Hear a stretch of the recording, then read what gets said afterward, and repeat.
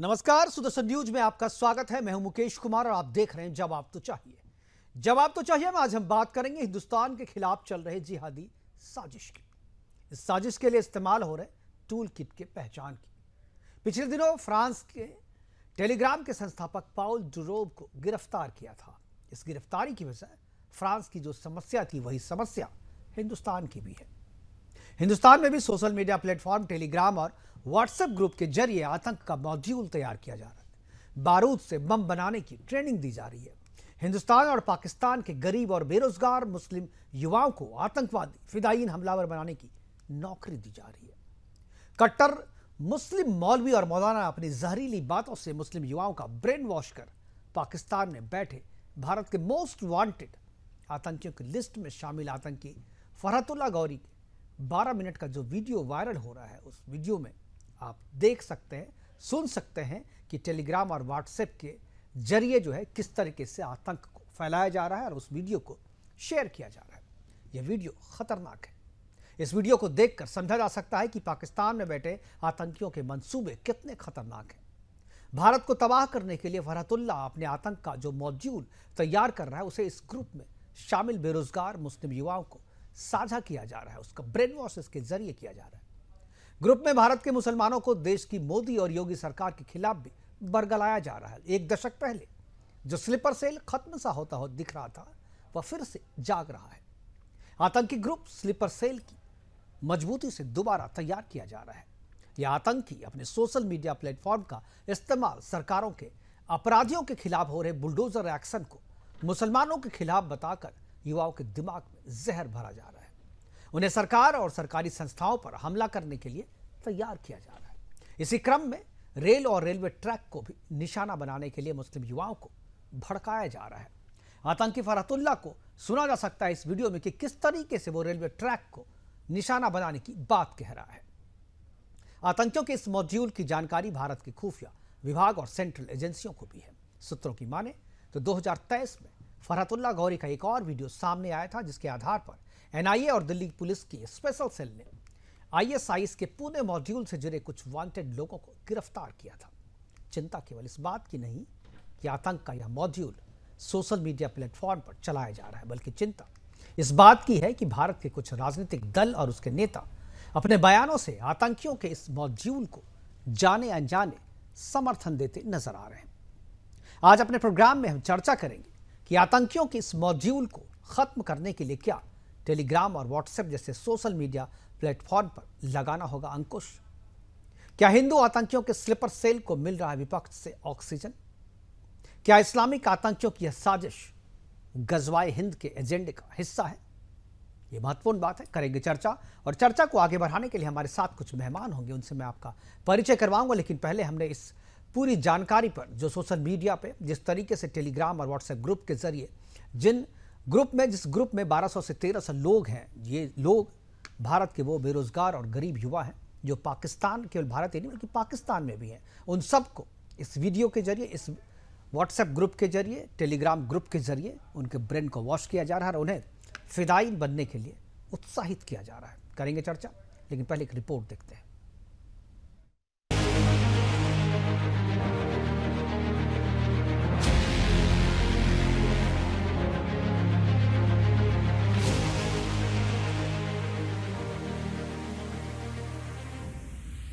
ISIS के module का operation अल हिंद हिंदुस्तान के खिलाफ बड़ी साजिश का एजेंसियों ने किया खुलासा। आईटी सेल के जरिए आईएसआई कर रहा आतंकियों को रिक्रूट। भारत में जिहादियों की फौज खड़ी करने की पाक की साजिश। भारत के खिलाफ जिहाद के हर मोर्चे पर मुंह की खाने के बाद अब पाकिस्तान खुफिया एजेंसी आईएसआई ने हिंदुस्तान के मुसलमानों के दिमाग में नफरत पैदा कर उन्हें बरगलाने के लिए अब बाकायदा रिक्रूटमेंट सेल खोल दिया है। भारत के मोस्ट वांटेड आतंकी फरहतुल्लाह गौरी के नेतृत्व में चल रहे इस जिहादी नेटवर्क का खुलासा भारतीय खुफिया एजेंसियों ने अपनी एक रिपोर्ट में किया है। इसमें बताया गया है कि आईएसआई भारत में आईसिस का मॉड्यूल तैयार करने में जुटा है, जिसके टेलीग्राम और व्हाट्सएप ग्रुप में आतंक का पाठ पढ़ाने का सारा कच्चा चिट्ठा मौजूद है।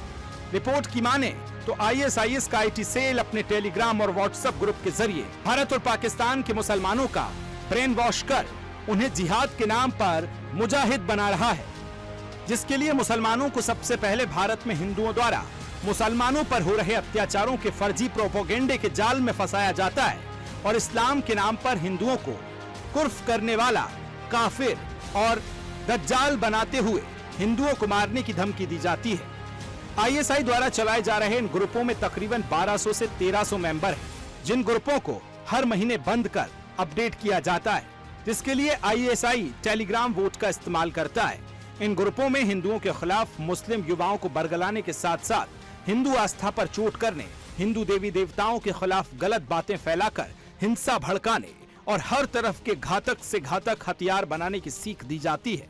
ये जानकारी भारतीय खुफिया एजेंसियों ने फरतुल्लाह गोरी के इस बयान के बाद दी है, जिसमें गोरी ने भारत के मुसलमानों को उकसाते हुए भारत की रेल पटरियों को अपना निशाना बनाने का आह्वान किया था, जिसके बाद इन दिनों भारत में विभिन्न शहरों में हो रहे रेल हादसे ये साफ साफ इशारा कर रहे हैं कि गोरी के नेतृत्व में भारत में काम करने वाला ISI का जिहादी नेटवर्क अब एक्टिव हो गया है, क्योंकि बीते दिनों कानपुर में कालिंदी एक्सप्रेस को पटरी से उतारने की साजिश मामले में पुलिस ने जिन 2 हिस्ट्री शीटरों को गिरफ्तार किया था, उनके तार ISIS से जुड़े हैं। और यही नहीं, साल 2023 में गोरी के एक वीडियो में किए गए आह्वान के बाद NIA और दिल्ली पुलिस सेल ने ISIS पुणे मॉड्यूल से जुड़े कुछ मोस्ट वांटेड जिहादियों को गिरफ्तार किया था। Bureau report, Sudarshan news.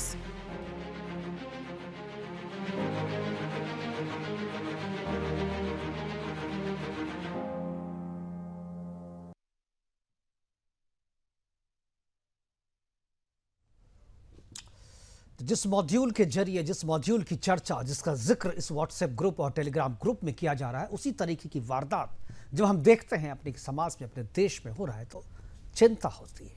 और ऐसा लगता है कि जिस पर्पस के लिए इस ग्रुप का निर्माण किया गया था, वो स्लीपर सेल जो है वो फिर से एक्टिव हो गया है और वो अपने कार्रवाई को अंजाम दे रहा है। हम करेंगे चर्चा, और चर्चा को आगे बढ़ाने के लिए हमारे साथ कुछ मेहमान हैं, उनसे मैं आपका परिचय करवा दूँ। हमारे साथ प्रफुल्ल बख्शी हैं, डिफेंस एक्सपर्ट हैं, इस तरह के मामले में अच्छी जानकारी रखता है। पवन दुग्गल जो है वो भी हमारे साथ हैं, साइबर एक्सपर्ट के तौर पे। डॉक्टर निखिल प्रसून है हमारे साथ, बीजेपी प्रवक्ता के तौर पे। और संदीप त्रिपाठी है हमारे साथ, कांग्रेस के प्रवक्ता के तौर पे।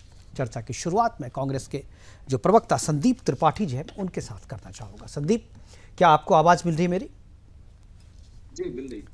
संदीप जी, ये जो पूरा मॉड्यूल है, ये आपको भी पता होगा, इससे पहले जो है फ्रांस में भी इसी तरीके की चीज़ें थी, तो टेलीग्राम के जो संस्थापक थे उनकी गिरफ्तारी वहाँ पे हुई थी। जिन समस्या के कारण वहाँ पर उनकी गिरफ्तारी हुई थी, भारत में भी तकरीबन वही समस्या है। और अब यह जो व्हाट्सएप ग्रुप और टेलीग्राम ग्रुप का सामने आना है, और उसके बाद जिस मॉड्यूल की चर्चा इसमें की जा रही है, उसी के हिसाब से यहाँ पर घटनाएँ हो रही है, उसको देख करके चिंता होती है और इसके लिए एजेंसियाँ काम कर रही है। लेकिन एक जो चिंता है कि भारत का जो विपक्ष है वो जो बातें कह रहा है, वही बातें या विपक्ष की कही बातों को आगे बढ़ा रहा है आतंकी, या आतंकी की कही बातों को विपक्ष बढ़ा रहा है। ये लोग कंफ्यूज हैं, क्योंकि जिस तरीके से भारत के मुसलमानों को देश के खिलाफ भड़काने के लिए जिस टूल का इस्तेमाल किया जा रहा है, उसमें आपके वक्तव्य, आपकी पार्टियों के वक्तव्य का इस्तेमाल किया जा रहा है। मैं चाहूँगा कि आप इस पर बातें साफ करें कि क्या आपसे प्रेरणा लेकर के ये किया जा रहा है या आप उससे प्रेरणा ले रहे हैं? मुकेश जी, पहली बात तो आपने एक भारतीय राजनीतिक दल जो कि भारत का सबसे पुराना राजनीतिक दल है, उसको कहीं ना कहीं आप आतंकी घोषित करने की नहीं, मैंने कहा आपने मेरा मैंने कहा जाने अनजाने जो आप और हम करते हैं उसका फायदा ऐसे लोग उठाते हैं, तो ये बता रहे हैं आपकी जिम्मेदारी, हमारी जिम्मेदारी भी है ना। जी, बता रहे हैं ना, जिम्मेदारी किसकी है किसकी नहीं है, हम बता रहे हैं, बिल्कुल हम इसीलिए बैठे हैं। देखिए, इस तरीके की कोई भी घटना हो रही है, आज मौजूदा सरकार जो भी है, मोदी सरकार है, एनडीए सरकार, एनडीए अलायंस की सरकार है, तो वो उनकी जिम्मेदारी बनती है कि इस तरीके के ग्रुपों पर रोक लगाए, इनकी मॉनिटरिंग करे और इनसे जुड़े हुए लोगों को जेल भेज दे। लेकिन अगर देश में आपकी वजह से, आपकी निष्क्रियता की वजह से, आपकी अकर्मण्यता की वजह से रेलवे दुर्घटना हो जाए, कोई घटना हो जाए और आप उस पर पाकिस्तान का पर्दा लगाकर बचकर निकल जाना चाहें, तो मुझे नहीं लगता कि ये जायज बात है। पहली चीज। दूसरी चीज, अगर आप पाकिस्तान की बात कर रहे हैं तो कांधार तक आतंकवादी कांग्रेस तो छोड़ने नहीं गई थी। न बिरयानी खाने बिना बताए देश को, देश का जो प्रधानमंत्री जाता है, देश के गृह मंत्री को भी नहीं पता होता है। जाकर जाते हैं, बिरयानी खाते हैं, मलिहाबादी आम लेकर जाते हैं, अपनी अम्मा के लिए साल लेकर आते हैं। ये कांग्रेस के किसी नेता ने नहीं किया। 10 साल मनमोहन सिंह की सरकार रहती है, एक बार भी पाकिस्तान नहीं जाते हैं। लेकिन सरकार बनते ही नवाज शरीफ जी हमारे यहाँ आते हैं, वो रेड कार्पेट बिछाकर स्वागत होता है। आज भी विदेशों में जाकर मोदी जी गलबैया करते हैं। ये क्या है साहब? और यहाँ तक कि आप वहां की जिस अभी जो है ISI की बात कर रहे हैं, उसके जो है एजेंटों को बुलाकर आप देश में पहली बार जांच कराते हैं। वहां का एजेंट हमारे यहाँ आकर जांच कर रहा है। ये सरकार में हुआ। अब रही बात हमारी, तो हम तो वो लोग हैं कि पाकिस्तान के 2 टुकड़े कर दिए, उसको कई युद्धों में हराया, उसके 95,000 सैनिकों को जो है घुटने पर बैठने को मजबूर किया। और इस तरीके के सवाल मुकेश जी, मुझे लगता है कि कहीं ना कहीं देखिए, मेरा जो सवाल था मैंने जो आरोप लगाया आप पे, आपकी बात उसी को साबित करती है जी। नहीं मुकेश जी, आप आरोप मत लगाइए, मैं पार्टी मत बनिए। मैं आरोप नहीं लगा रहा, मैं अपनी चिंता जाहिर कर रहा हूँ, मैं अपनी चिंता जाहिर कर रहा हूँ। आपका वक्तव्य है कि आप आरोप लगा रहे हैं। हाँ, ये मेरी चिंता है, मैं आपसे पूछूंगा ना। और अभी जो बातें आपने कही उसमें से भी आधी बातें तो उसी को सपोर्ट कर रही है। चिंता सुन लीजिए सर, एक लास्ट पॉइंट बोल दे रहा हूँ, आपकी बात आ जाएगी। जिस तरीके से अभी आपने कहा, मैंने बताया कि किसके क्या संबंध है। हम तो मोहब्बत फैलाने वाले लोग हैं। हम अगर ये कहते हैं कि देश में नफरत नहीं होनी चाहिए, तो इसका मतलब नहीं है कि मुस्लिम नफरत फैलाए, हिंदू नफरत फैलाए, हम उसका समर्थन करें। नहीं, मुस्लिम कट्टरपंथी हो चाहे हिंदू कट्टरपंथी हो, हम दोनों का विरोध करते हैं और करते रहेंगे। ये हमारी आइडियोलॉजी है। और डंके की चोट पर कहते हैं कि हम कट्टरपंथी का समर्थन नहीं करते हैं, चाहे वह धार्मिक आधार पर हिंदू, सिख या किसी भी धर्म का है, हम उसका जो है समर्थन कतई नहीं करते। भारत का विरोध करने वाले जो सांसद हैं, भारत का त्रिपाठी जी, अब तो पूरे आरएसएस के संपादक रहे हाँ। वेद प्रकाश वैदिक जी जाकर हाफिज सईद का इंटरव्यू लेंगे तो ये इस पर सवाल खड़े होंगे साहब। दाऊद इब्राहिम को लाने की आप बात करते करते उसके जो है माता जी के लिए यहाँ पर सुविधा करवाइएगा तो सवाल खड़े होते हैं। उसकी पत्नी देश में आकर चली जाती है और आप बाद में हम लोग लकीर पीटते हैं तो सवाल खड़े होते हैं साहब। ठीक, इसलिए मैं कहूंगा ठीक है, जब आपने सवाल खड़े किए, आपने जो सवाल खड़े किए हैं तो बीजेपी से जवाब हम ले लेते हैं। निखिल प्रसून जी, बहुत सारे सवाल जो है खड़े किए गए संदीप त्रिपाठी की तरफ से, जवाब दीजिए। नमस्कार। देखिए, सबसे बड़ी बात यह है कि अभी जो ये विवेचना कर रहे थे संदीप जी, यह बड़ी ही विडंबनापूर्ण स्थितियों में हम लोगों को ले जा रहा है। देखिए, आतंक के मुद्दे पर, विदेश नीति के मुद्दे पर और रक्षा के मुद्दे पर कम से कम भारतवर्ष में पहले से ही एक विचारों की समानता रही है और ऐसी परंपरा रही है कि हम आपसी मतभेदों को भुला करके इन विषयों पर विमर्श करते हैं। लेकिन इनकी बातों से और कांग्रेस के रुख से ऐसा प्रतीत हो रहा है, और कांग्रेस के नेता श्री राहुल गांधी जो अभी विदेश भ्रमण पर हैं, उनके भी रुख से यह स्पष्ट हो रहा है कि जिन मुद्दों पर सर्वानुमति के भाव से विवेचना की जाती थी उस पर उन्होंने प्रश्न चिन्ह उठाना शुरू कर दिया है। देखिए, मैं ऐसा मानता हूं कि पाकिस्तान को जब कितने सारे ऐसे आईएएस के मॉड्यूल पिछले कुछ दिनों में भारत में पकड़े गए हैं।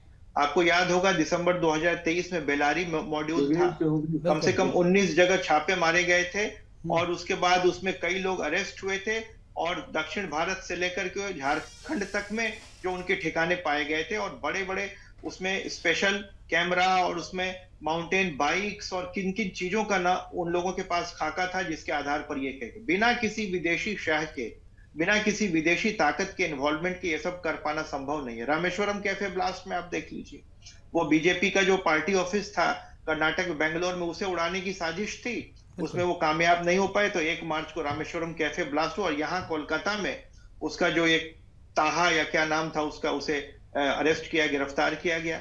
तो इन सभी मॉड्यूल्स में पुणे में और मुंबई में जो है सो मॉड्यूल्स पकड़े गए, इन सबों से जो पूछताछ, जो गहन अंतर्वीक्षा के बाद, अन्वेषण के बाद जो आईएस, जो एनआईए को जो बातें पता चलती है, उसके आधार पर एनआईए अपना प्रतिवेदन देती है। अब कांग्रेस जो है सो पाकिस्तान को क्लीन चिट देने के लिए अगर तैयार हो जाए तो इसमें तो इससे दुर्भाग्यपूर्ण स्थिति और कुछ नहीं हो सकती है।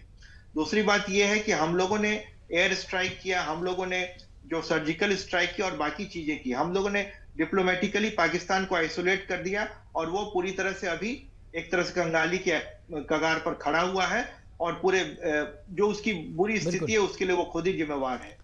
तो ऐसी परिस्थितियों में विदेश नीति को लेकर के, रक्षा के मुद्दे को लेकर के इस तरह का अनर्गल प्रलाप करना और विदेशों में जाकर के राहुल गांधी जी का ये कहना कि यहाँ जो मतलब धार्मिक जो स्वतंत्रता है उस पर एक बिल्कुल ठीक है, मैं उस पर चर्चा नहीं कर रहा हूँ निखिल जी, मेरा जो ये जो मॉड्यूल है मैं उस पर चर्चा कर रहा था। कांग्रेस के रुख की चर्चा, बिल्कुल कांग्रेस ने बताया। मैं एक चीज, मैं अभी संदीप जी ने भी उसका जवाब नहीं दिया और आप भी सीधे तौर पे उसका जवाब नहीं दिया। मैं प्रफुल्ल बख्शी जी के पास जाना चाहूँगा। प्रफुल्ल जी, जिस तरीके से चीज़ें सामने आ रही हैं, जिस तरीके से ISIS का मॉड्यूल सामने आ रहा है, जिस तरीके से ISIS के व्हाट्सएप ग्रुप में और टेलीग्राम ग्रुप में जो चीज़ें आ रही है, बॉम्ब बनाने की ट्रेनिंग दी जा रही है, जो स्लीपर सेल है वो तैयार किया जा रहा है, फिदाइन तैयार किए जा रहे हैं, और इसके पीछे में जो टारगेट है और उसमें ईंधन यानी ऑक्सीजन कहाँ से लिया जा रहा है, भारत के जो विपक्ष है, भारत के विपक्ष के बयानों को आधार बना करके किया जा रहा है। मुस्लिमों का जो ब्रेन वॉश किया जा रहा है वो यही कह रहे हैं कि वहाँ पर भारत में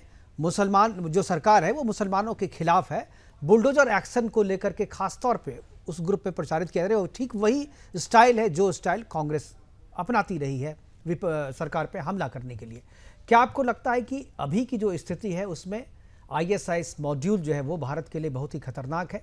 भारत को टुकड़े टुकड़े करने की साजिश जो है उसमें स्लीपर सेल की बहुत सक्रियता हो गई है, उसे सक्रिय कर दिया गया है, और रेल के जो एक्सीडेंट्स हो रहे हैं उसमें कहीं ना कहीं ये सारी चीज़ें मायने रखती है, कहीं ना कहीं उनका एक रोल है। थैंक यू मुकेश जी, मेरी आवाज आ रही है? जी आ रही है।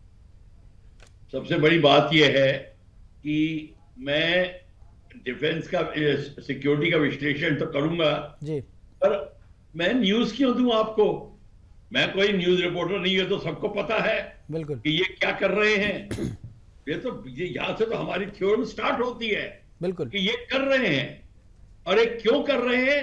ये इसलिए कर रहे हैं कि हमारी जो नीतियां हैं वो कमजोर हैं। वो इसलिए कर रहे हैं कि जो हमने एंटी टेररिस्ट एक्ट वगैरह बनाए थे उनको भी डाइल्यूट करना शुरू कर दिया किसी को खुश करने के लिए। जब ये होगा तो बाहर जो जितने की जो रेडिकल एलिमेंट, और रेडिकल इस्लाम नहीं, रेडिकल इस्लाम की बात कर रहा हूं, जो बाहर बैठे हैं वो तो चाहेंगे कि इस्लाम के नाम पे हम फ्रेंजी लगाएं और जिहाद पैदा करें। कहेंगे सारा तुम तो डूब जाओगे, तुम्हारे मस्जिद खत्म हो जाएंगे, तुम खत्म हो जाओगे, कुछ करो। तो ये सारा का सारा भड़काने वाले जो है वो हैं, पर इनके खिलाफ कानून क्या है? हमारे पास कानून क्यों नहीं है? इसका कौन जवाब देगा? हम कहते हैं कि क्यों कानून नहीं है, होना चाहिए, और अभी तक क्यों नहीं हुआ? बिल्कुल। क्या हमारी ये स्थिति किसने पैदा करी पिछले 50-60 साल में कि ये स्थिति आ गई है? क्यों आने दी? इसके पूरा व्हाइट पेपर लिखा जाना चाहिए, पूरे हिंदुस्तान को बताना चाहिए ये हो रहा है। मैं इस्लाम को नहीं कह रहा, मैं हिंदू को नहीं कह रहा, मैं सिख को नहीं, किसी को नहीं, मैं रेडिकल एलिमेंट्स की बात कर रहा हूं। और radical elements they don't belong, कोई उनकी रिस्पॉन्सिबिलिटी नहीं लेता। वो सिर्फ पैसे का लेन देन करके, वो बाहर से पैसा मंगा के अपने को खुश करके काम करते हैं, उनकी बात अलग है। पर क्यों नहीं है? बिल्कुल। एक सिस्का आप जितनी जल्दी, आप जो जितनी बात कह रहे हैं मुकेश जी, वो सब सही है। बड़ा खतरा है, आपकी रेलगाड़ियां उड़ रही हैं, आपके लोग अभी और खत्म होने शुरू हो जाएंगे, और दंगे फसाद शुरू, बड़ा आसान है दंगा फसाद शुरू करना। बिल्कुल। गाय काट के, सुअर काट के, ये करके कई चीजें, ये सब बचकाना हरकतों से सब कुछ हो सकता है। पर हो सकता है और हो जाएगा तब आपने तभी तो देखा। और हम अगर जितना किसी को जो रेडिकल एलिमेंट होता है जिसको खुश करने की कोशिश करते हैं, वहां पे मुंह की खानी पड़ती। तो ये हमारी कमजोरी है। इस कमजोरी को दूर करने के लिए भारत को अपनी इंटरनल डॉक्ट्रिन लिखनी पड़ेगी कि किसी भी धर्म के रेडिकल एलिमेंट पहले तो क्यों धर्म में ऊपर नीचे है? सब लेवल प्लेइंग ग्राउंड होना पड़ेगा, सबको बनाना पड़ेगा एक। अगर आप इस देश में एक कानून नहीं बना सकते तो फिर फायदा एक देश बनाने की क्या जरूरत है? आपने तो 2 देश बनाए थे, 3 देश बन गए हैं। बांग्लादेश और डिवाइड हो जाए 4 देश बन जाएंगे, इससे क्या फर्क पड़ता है? हमको देखना है 1 कंट्री 1 कानून जब तक नहीं होगा तब तक आप चैन से नहीं बैठेंगे, क्योंकि आपको बैठने नहीं दिया जाएगा। ये बाहर से, और आईएसआईएस ने जो कार्रवाई करे हैं आईएसआई के थ्रू पाकिस्तान, बड़े मजे से कर रहे हैं। ये तो उनको लिए बड़ा आसान है करने के लिए, क्योंकि उनको पता है readymade working sleeper cell Hindustan में बैठे हैं, ऐसा कहीं नहीं है, ना इजिप्ट में, ना सूडान में, ना सऊदी अरेबिया में, किसी इस्लामिक कंट्री। बिल्कुल, सिर्फ भारत में, which is the biggest Islamic nation, सबसे ज्यादा इस्लाम की तादाद नेक्स्ट टू इंडोनेशिया इंडिया में है। Muslims are second largest population in India. Yes, बिल्कुल। माइनॉरिटी बोलना बंद करिए और तब देखिए। और जो हमारे मुसलमान भाई हैं जो देश के साथ में हैं, उनके हाथ तगड़े करिए, उनको साथ में लीजिए, उनके ओपिनियन लीजिए, संगठन उनके साथ बनाइए, उनको मेन स्ट्रीम में रखिए। ये हमारे को करना चाहिए, उनको एलिनेट मत करिए। मेरे साथ मेरे बहुत सारे, लेकिन इसकी पहचान बख्शी जी कैसे होगी? इसकी पहचान कैसी? यही तो संकट है, उसकी पहचान आप कैसे करेंगे? मुकेश जी प्लीज, हम उसकी पहचान सबको है, लोकल पुलिस स्टेशन को है, थानेदार से शुरू कर जाइए, उनको पता होता कौन क्या है, हम सबको पता है। मैं तो कहिए तो मैं आपको लिस्ट बना के दूंगा मेरे दोस्तों की, क्यों नहीं? मैं अभी उठ के आ रहा हूं, और मेरे साथ में वर्ल्ड के फेमस हॉकी प्लेयर अभी बैठे हुए चाय पी रहे थे। बिल्कुल, नहीं, वैसे लोगों की कमी नहीं है, लेकिन जो मेजोरिटी ऑफ जो लोग हैं वो उस तरीके के नहीं है जैसा हम और आप सोच रहे हैं। और यही आदमी की दिक्कत है। सब कोई प्रफुल्ल बख्शी नहीं है जो पहचान लेगा, सब कोई मुकेश कुमार नहीं पहचान, लेकिन ज्यादातर केस में वही हो रहा है कि आप जिस पे भरोसा करते हैं वही आपके भरोसे को तोड़ता है, और इसीलिए ये वजह हमारी पुलिस को पता है। आप ये मत कहिए उनको नहीं पता, टेररिस्ट कहां छुपा हुआ है लोकल पुलिस को पता होता है, कश्मीर से लेकर कन्याकुमारी तक। टेररिस्ट का पता है, लेकिन हमारे और आपके बीच में जो भेड़िए छुपे हुए हैं उसका पता लगाना ज्यादा जरूरी है। इसकी बात बिल्कुल अलग है, बिल्कुल। और उन्हीं से समस्या है सर, जो स्लीपर सेल हैं वो वही तो हैं, स्लीपर सेल वही तो हैं जो आपको दिखते हैं कि हमारे दोस्त हैं, लेकिन वो दोस्त है नहीं। पता है, जब कश्मीर में पता है वहां से निकाले जा रहे हैं, आप उनको निकालने में हिचकिचाते क्यों हैं? ये वोट के लिए क्या गेम नहीं चलना चाहिए, उनको निकालना भी एक के बाद एक निकालिए।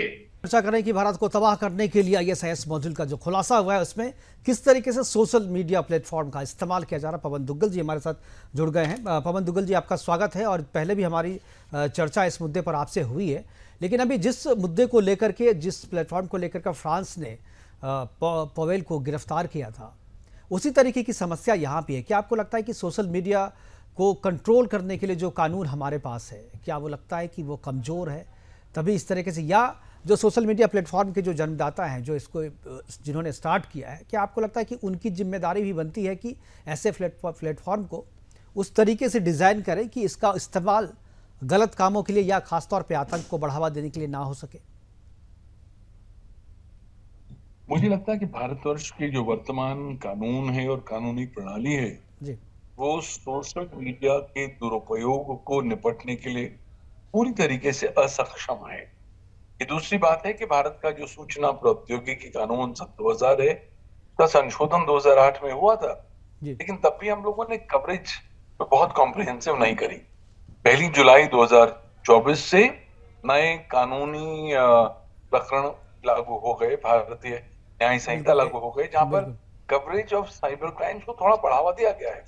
लेकिन फिर भी अगर आप जो वर्तमान उभरते हुए मिसयूज ऑन सोशल मीडिया का जिक्र करें तो आप पाएंगे कि वो पूरी तरीके से वर्तमान कानून में कवर नहीं होते। और दूसरी बात, इन सोशल मीडिया प्लेटफॉर्म्स का दुरुपयोग कर आप साइबर टेरर फैलाना चाहें तो मुझे लगता है कि आप एक राष्ट्र होने के नाते केवल एक ही प्रावधान के कंधे पर नहीं चल सकते। धारा 66F भारत के सूचना प्रौद्योगिकी कानून ने साइबर टेररिज्म को एक घिनौना दंडनीय अपराध घोषित किया है। आजीवन कारावास की सजा का प्रावधान है, जुर्माने का प्रावधान भी है। लेकिन समस्या यही है कि आज तक हम किसी भी केस में साइबर टेररिज्म में कन्विक्शन नहीं ले पाए हैं। तो कहीं ना कहीं हमारा कानून उतना ज्यादा सक्षम नहीं है जितना होना चाहिए। दूसरी बात, हमारे कानून में अभी कुछ जो दांत हैं वो उतने नहीं हैं जितने होने चाहिए। आज जितने भी सर्विस प्रोवाइडर्स हैं, प्लेटफॉर्म ओनर्स हैं, वो उतना सहयोग नहीं प्रदान करते पुलिस अधिकारियों को जितना उन्हें करना चाहिए। हालांकि केंद्रीय सरकार ने आईटी रूल्स 2021 को इंप्लीमेंट कर दिया है, जो विवश करता है इन सर्विस प्रोवाइडर्स को कि वो अपना इफेक्टिव कोऑपरेशन और कंट्रीब्यूशन दें लॉ एनफोर्समेंट को in the direction of detection, investigation and prosecution of cyber crime. लेकिन फिर भी क्योंकि कानून एक तो डेफिशिएंट है, दूसरा जो वर्तमान कानून है उसके प्रावधानों को हम इफेक्टिवली इंप्लीमेंट नहीं कर पाए हैं, अमल नहीं कर पाए हैं, तो लोगों को लगता है कि भाई चलो चलता है, जो कुछ हो जाए हम अपना जुगाड़ कर लेंगे। बिल्कुल पवन जी, ऐसा नहीं लगता ये जो कानून तो है भारतीय कानून को बिल्कुल बिल्कुल पवन जी, आपको यह नहीं लगता कि ये जो कानून अभी हैं वर्तमान में वो यूजर्स पे ज़्यादा इफेक्टिवली यूज हो रहा है, बशर्ते कि जो इसको कंट्रोल प्लेटफॉर्म ऑनर पे जो है उसकी रिस्पॉन्सिबिलिटी तय नहीं कर पा रहे हम, वो हमें कोऑपरेट नहीं कर रहा है तो हम उसे मरोड़ लें या उसे हम अपने हिसाब से करें, ये चीज़ नहीं हो पा रही। क्योंकि यही चीज़ फ्रांस में भी हुआ, पवेल को गिरफ्तार किया लेकिन आप बेल पे वो आ गया और अब अभी भी वहाँ पर जो टेलीग्राम है वो चल ही रहा है। तो आपके पास एक बात रुपा, या तो आप उसे ब्लैंकेट बैन कर दें या नहीं तो आप उसको चलने दें ऐसे। तो क्या लगे इसको कानून के जरिए रेगुलेट किया जा सकता है, ऑनर्स को वो किया जाना चाहिए? देखिए, किया जाना चाहिए। अगर भारत का आप जो लेजिस्लेटिव अप्रोच देखें तो हम लोगों ने इंटरमीडिएट की परिभाषा आईटी एक्ट में दे रखी है कि जितने भी सर्विस प्रोवाइडर्स हैं वो इंटरमीडिएट की परिभाषा में आते हैं। उन्हें कानून दायित्व देता है कि वो ड्यू डिलिजेंस सावधानियां बरतें जब वो अपनी ड्यूटियों का निर्वाह कर रहे हैं। आईटी डायरेक्शंस 2022 और आईटी रूल्स 2021 में भी इनके विभिन्न प्रकार के ड्यू डिलिजेंस पैरामीटर्स को परिभाषित किया गया है।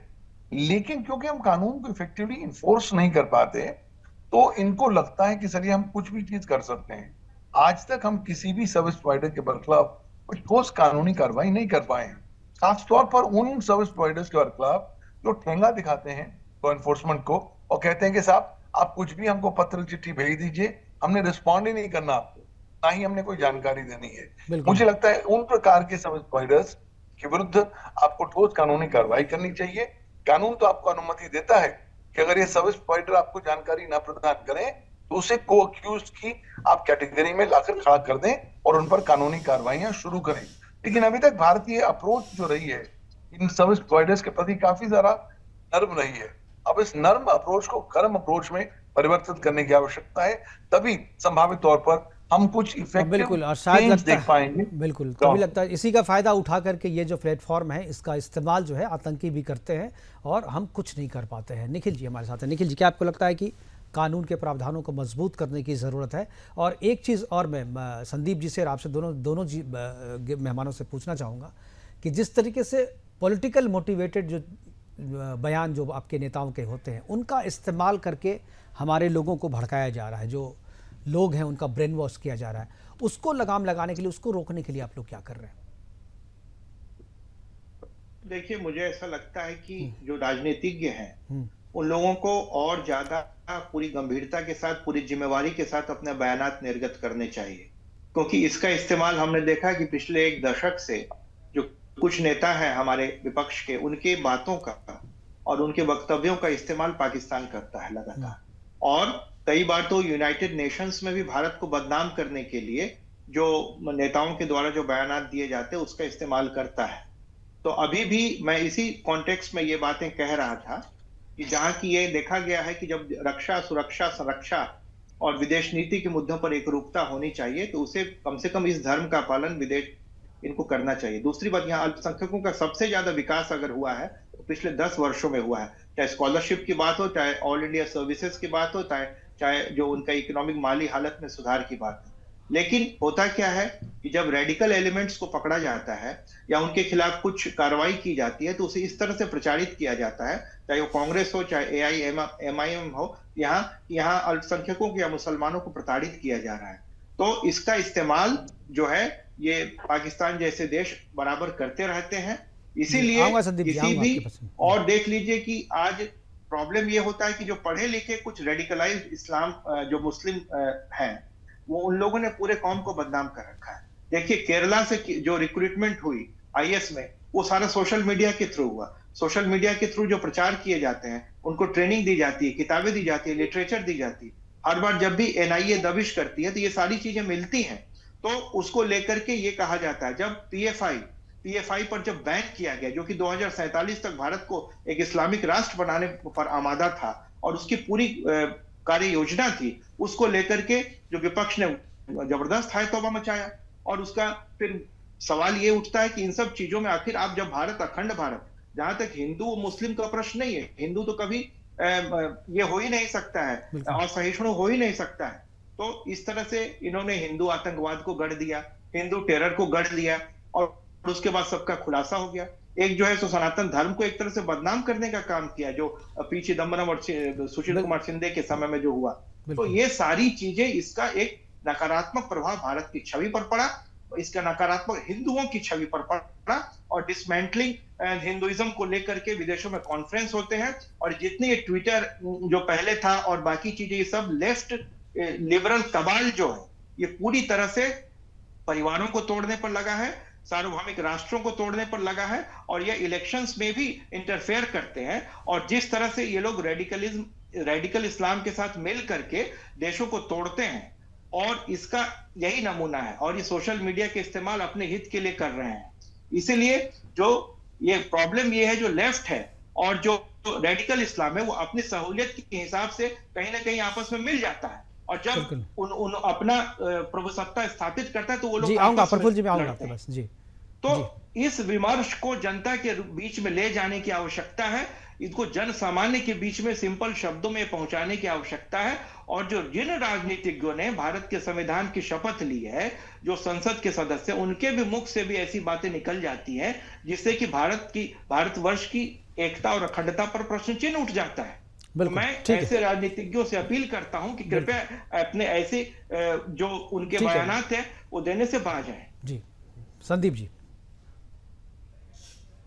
जी मुकेश जी, अभी निखिल जी ने एक संगठन पीएफआई का नाम लिया जी। मैं इनसे जानना चाहता हूं कि पीएफआई पर आपने 5 साल के लिए 2022 में बैन लगाया क्यों? आपको लगाना था तो 5 साल क्यों शर्त आपने लगाई? हमने तो सिमी को बैन कर दिया, आज तक बैन है वो। आप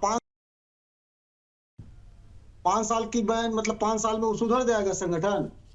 मतलब 5 साल अनिश्चित काल के लिए रहेगा। केरला में लोकल चुनाव में समर्थन, मैंने सुना आपको बहुत शांति से, अब सुनिए, केरला के उसके राजनीतिक विंग से लोकल चुनाव में आप समर्थन लेते हैं, तब आपको शर्म नहीं लगती है? और आप तो वही लोग हैं जब आपके नेता श्यामा प्रसाद मुखर्जी जी मुस्लिम लीग के साथ मिलकर प्रधानमंत्री बनते हैं। आज के आपके आइडिया क्या रहेंगे, आपको बताने की जरूरत नहीं है। लेकिन पीएफआई के लोकल लिंक से, पीएफआई के लोकल विंग से समर्थन लेने वाली बात आपको कहां से पता? इसका क्या आधार क्या है इसका? हमने तो नहीं देखा। गंभीर इल्जाम लगा है। बहुत सारे आपके मीडिया के साथियों ने उस पर खबर नहीं, ये गलत बात है। कहीं ना कोई खबर उस समय आई थी, ना कोई खबर अभी है। अगर आपको है, आपके पास कोई सबूत है तो आप बोलिए, मैं सवाल पूछूंगा। लेकिन एसडीपीआई के साथ तो आप लोग मिले हुए, मुस्लिम लीग के साथ तो आप लोग मिले हुए। मैंने आपको डिबेट के बाद 4 तथ्यों पर बाद में भेजा है, और मैं जो बोलता हूँ तथ्यों के आधार पर बोलता हूँ, इधर उधर नहीं बोलता हूँ। नहीं, ये चीज आप गलत बोल रहे हैं, इसकी जानकारी हमें नहीं है। अगर आपको लग रहा है तो आप ठीक है, ठीक है, आप मुझे भेज दीजिएगा। आप मुझे भेज दीजिएगा ये जी, बिल्कुल ठीक है। फिर आप क्षमा भी मान लीजिएगा अगली डिबेट में। नहीं, हम ऑथेंटिसिटी देखेंगे ना। आप किसी भी अखबार में छपी हुई बात को आप सही थोड़ी मान लेंगे, आपको ऑथेंटिक चीज बतानी पड़ेगी ना। मानेंगे ना? नहीं, जिसको सरकार ने लाइसेंस दिया है वो मीडिया। चलिए ठीक है, आप पहले भेजिए, उसके बाद मैं तय करूंगा ना कौन। जी बोलिए। बिल्कुल ठीक है। अभी बात आई कि हमारे यहाँ के कुछ नेताओं के बयान को पाकिस्तान चलाता है और उससे नफरत फैलाता है, हमारे लोग मुस्लिम भाइयों का ब्रेन वॉश करता है। मोदी जी ने कहा था कि जो है पूरे देश की संपत्तियों को जो है मुस्लिमों को दे दिया जाएगा। ये राहुल गांधी ने कहा था क्या? भैंस तक दे दिया जाएगा, किसने कहा था? मोदी ने कहा था कि संदीप त्रिपाठी ने कहा था? आपके एक नेता ने कहा था कि गोली मारो किसको डांट। ये आपने किया था कि हमने किया था? आप जो है उस जाति और धर्म देखकर एक लिंचिंग कर देते हो, आपके गुंडे लिंचिंग कर देते हैं। ये आप करते हो कि हम करते हैं? संदीप जी वो आप तो काउंटर पर आंसू बहाने वाले लोग कौन थे? चलिए वो बयान कांग्रेस के नेता की तरफ से था, उसी बात को कहा जा रहा था। और देश के गद्दारों को गोली मारो सीने पे, अगर गद्दार को गोली मारने की बात गलत कहाँ है इसमें? आप ये बताइए ना, गद्दार के सीने पे गोली नहीं मारिएगा तो कहाँ मारिएगा उसको? देश के गद्दारों को गोली मारो सीने पे क्या? सर राम जादे और आगे आगे डांट क्या क्या हुआ इस देश में, और ठीक है वो सब सारी चीजें गलत हुई, वो इलेक्शन के दौरान सब तरीके से करते हैं, हम लोग उसका विरोध करते हैं, वो इलेक्शन को प्रभावित लगा उसका लिहाज नहीं। लेकिन ये दोनों बयान जो है, ये दोनों बयान जो है गलत नहीं, वो कांग्रेस की तरफ से आया हुआ ये बयान था, उसको बताया जा रहा था। देश के गद्दारों को गोली मारने की बात में हम आप भी आज भी सपोर्ट कर रहे हैं। देश का कोई गद्दार है तो गोली मार देना चाहिए उसे, बट इसमें गलत क्या है? देश के गद्दारों को गोली मारने की अगर कोई बात कहता है तो इसमें गलत क्या है संदीप जी? जैसे आपने निखिल जी को सुना, वैसे हमको मात्र 20 सेकंड और सुन लीजिए। चलिए ठीक है, 20 सेकंड से प्रफुल्ल जी के पास जाएंगे जी। अभी आपने कहा गद्दारों को गोली मारो। ध्रुव सक्सेना नाम याद है? भाजपा आईटी सेल का सदस्य था, आईएसआई के एजेंट था वो। 2017 में पकड़ा जाता है, फिर 2019 में पकड़ा जाता है। और जितने भी एजेंट अब तक पकड़े गए हैं इन 10 सालों में, 90% लोग, 98 में कह रहा हूं, वो हिंदू है या भारतीय जनता पार्टी के आइडियोलॉजिकल तरीके से संगठनों से जुड़े हुए हैं। आरएसएस इसलिए नहीं कह सकता, उसके लिखे पढ़ी में सदस्य होते नहीं है, वो तुरंत गंगा तैर जाएंगे और कहेंगे कि संदीप त्रिपाठी ने गलत बोला। मतलब उस वैचारिकी से जुड़े हुए लोग पकड़े गए। 2023 में एक सेना, ठीक है चलिए, हमारे पास समय की कमी है, वाइंड अप करने के लिए कहा। प्रफुल्ल जी के पास मैं वापस जाऊंगा। प्रफुल्ल जी आप कुछ बोलना चाह रहे थे जी? उसमें कहा गया, ठीक है, हमारे पास समय की कमी है। प्रफुल्ल जी। मुकेश जी सिंपल सी चीज मैं कर रहा था कि ये हवा में बात करना नहीं चाहिए। सबसे पहले ये प्रावधान पूरी डेफिनेशन क्लियर होनी चाहिए। देश का दुश्मन कौन होता है, टेररिस्ट देश का दुश्मन है कि नहीं है, ये इसको चाहिए। और जब देश के दुश्मन को डेथ सेंटेंस देना है तो देना है। इसमें जब तक ये क्लियर नहीं होगा तब तक ये ऐसी बहसें चलती रहेंगी। गोली मारने का मतलब गोली मारना होता है, फायरिंग स्क्वाड, उसमें क्या बड़ी बात है? अगर देश के दुश्मन को आप गोली मारेंगे तो क्यों नहीं, किसको मारेंगे? पर ये लिखा होना चाहिए, ये टीवी की बहस के ऊपर नहीं छोड़ देना चाहिए। बिल्कुल इसको लिखा जाना चाहिए। बिल्कुल सही कह रहे हैं, कानून की शक्ल में होना चाहिए। बिल्कुल सही कहा आपने। हमारे पास समय की कमी है। हमारे साथ जुड़ने के लिए आपका प्रफुल्ल बख्शी जी बहुत बहुत धन्यवाद। पवन दुग्गल जी थे, आपका भी बहुत धन्यवाद। डॉक्टर निखिल परसून जी आप भी थे, आपका भी बहुत बहुत धन्यवाद। और संदीप त्रिपाठी जी आपका भी बहुत बहुत धन्यवाद। लेकिन जिस मॉड्यूल का खुलासा हुआ और जिस तरीके से सोशल मीडिया प्लेटफॉर्म का इस्तेमाल किया जा रहा है आतंकियों के द्वारा ब्रेन वॉश करने के लिए, खासतौर पे मुस्लिम युवाओं का, ये बड़ा ही खतरनाक है। और इससे रोकने के लिए केवल नेताओं को ही अपने बयान संयमित नहीं करना पड़ेगा, बल्कि हमारे जो आईटी एक्ट है उसको भी दुरुस्त करना पड़ेगा, ताकि इस तरीके की चीज़ें जो है आगे से जो है नहीं हो पाए। और जो चीज़ें सामने आई हैं उससे हमारी जो एजेंसियाँ हैं निपट रही है, निपट भी लेगी। लेकिन जो नेता हैं हमारे, उनको अपनी बातों पर संयम रखना बहुत ही ज़रूरी है। फिलहाल अभी के लिए इतना ही, दीजिए इजाज़त, नमस्कार।